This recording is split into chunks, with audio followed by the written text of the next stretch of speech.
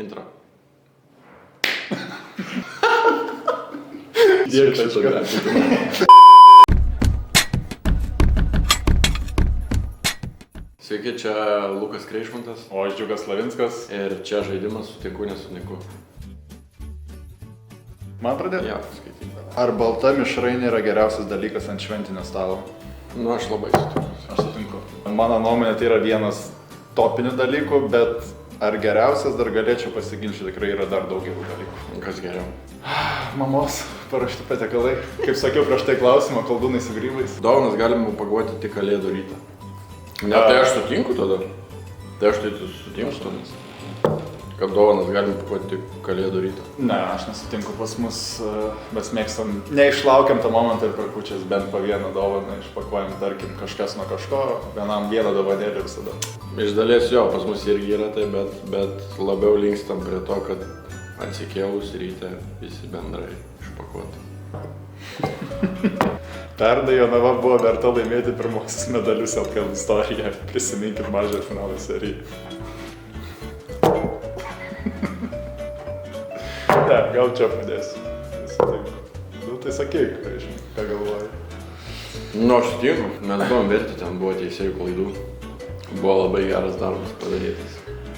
Aš manau, kad tokį kokį sezoną žaidė Jonava gal ir nusipelnė, bet manau, kokia buvo mūsų situacija tuo metu, kai žaidžiau Panevėžį su traumom, su žaidėjų iškritimais. Tai manau, jie turėjo geriausiai įmanomą šansą, bet laimėjom mes.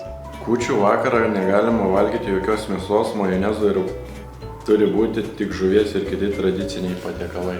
Čia net manau, net nežinau realiai, kokia diskusija realiai. Ta prasme, tradicija, 12 patiekalų, jokių mėsų. Taip. Home Alone pirma dalis yra geriausias visų laikų kalėdinis filmas. Sakyčiau, sutikčiau. Aš labai sutinku, nes dabar bent gal kai tiek kartų pražiūrėjęs vyresnis nebėra, kad manęs tiek traukia vienas namuose, bet ta prasme mano vaikystė, nežinau, 10 metų šėlės kiekvieną kartą, tiesiog realiai lauki, vos ne kalėdų laukdavai, kaip to filmo pamatyti. Aš turbūt net nelabai ką turėčiau pridėti, vat, kolega labai gerai viską pasakė. Ar manot, kad LKL galėtų daryti kalėdinės rungtynės su specialiais marškinėliais ir taip toliau? Čia. Aš net labai nesutikčiau. Aš vien nepadėjau labai nesutinku dėl to, nes būtų įdomu, tai daro NBA dar kažką, bet aš iškart pagalvoju apie visus žaidėjus, apie visus žaidėjų šeimas, kur ta prasme nebūtų jokių švenčių, jokio pasėdėjimo, nes turėtum per visas dienas ruoštis, per tą dieną žaisti.